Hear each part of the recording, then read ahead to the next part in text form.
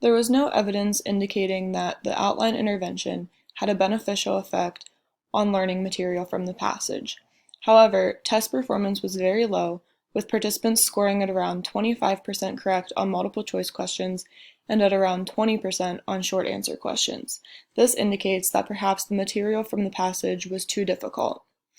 Although the outline did not have a significant benefit, there were some noteworthy results, one of which being a significant correlation between essay cohesiveness and multiple choice performance. This suggests that the better a participant was at organizing information and connecting relevant ideas in their essay, the more they learned. Though not significant, high structure builders perform numerically better than low structure builders on overall test performance. Power in the study was also fairly low, and we are replicating the study with a within-subjects design and easier materials. This will hopefully increase our power and get results off of floor.